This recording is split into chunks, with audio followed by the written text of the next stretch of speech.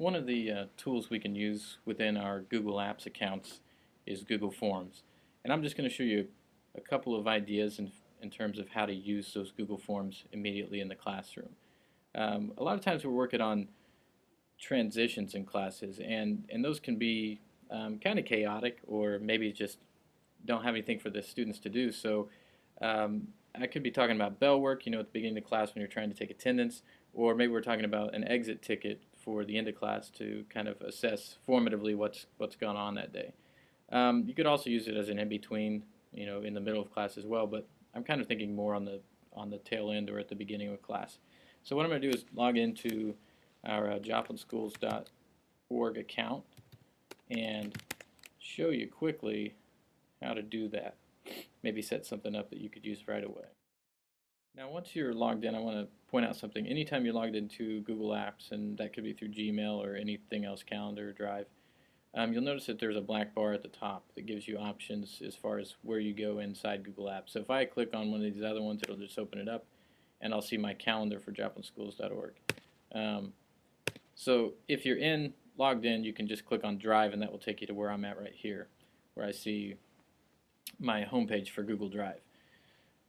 Within Google Drive, there's a Create button, and that drops down a menu, and you've got several options. Today we'll be focusing on the fourth one down, which is Form. Once I'm here, I'm going to title my form. I'm going to call this Exit Ticket. Fill this out at the end of class.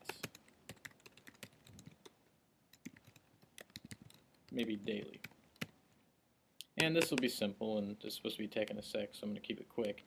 But I'm just going to say, tell me one thing you learned today. And I'm going to make that a required question and hit done. And then the second question, again, pencil is how you edit, and you can also duplicate or trash them with those options over there on the side. I'm going to put, tell me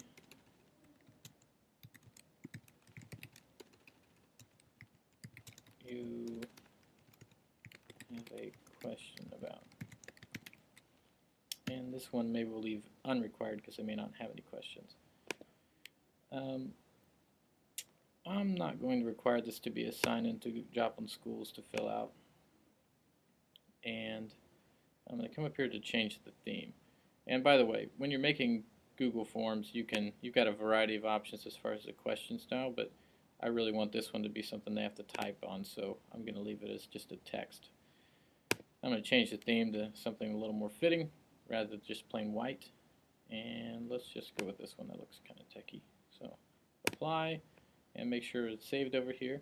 Now, once you've done this, you need to see the form and see what it would look like to students. So I'm going to click on this bottom link down here, and it'll pull it up. So pretty simple. Now one thing I think we need to change is the fact that these are small boxes, and maybe that's not very appropriate for the type of answer I'm asking for. So I'm going to close that, go back, and I'm going to change these. How do you change them? Pencil. Click on that pencil. Come here, I'm going to select paragraph text, give us a little bit bigger box. Same thing with this other question. Let's move it to a paragraph text. And let's see what this looks like. Well, let's save it first. And there we go. So we have a little bit bigger box for our students to type in. And you can either give students this link here, copy and paste that somewhere on a website, or if I hit back here, we've got another option to literally, under more actions, embed by copying that and pasting it into an HTML box on a website where the form would actually show up as you just saw it a second ago with the green and the black on your website, which might be more appropriate. And so then the other thing is, okay, so how do I see the responses? Well, within Drive, this is actually the first thing you're going to see. If I click on Exit Ticket, since I just created that form, I would see just a spreadsheet. And so every time they fill one out, there's automatic timestamp, and then my columns are sorted by the questions that I've put on there, or the statements I've put on there. So this would gradually fill up as students fill it out. Now, to get back to the live form or to edit that form from Google Docs or Google Drive, you're going to click on Edit Form, and that would pull up this page I've got here, or go to live form, which would pull up the form as it was viewable to the students. And then that embed option is also here, so if you forget how to do that, you can find that here to be able to embed it on a page.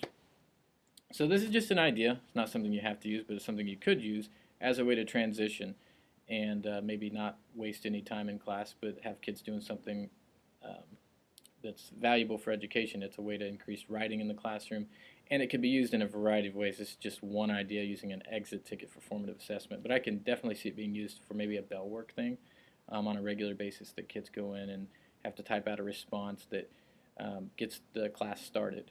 So this has been your Tech in a Sec.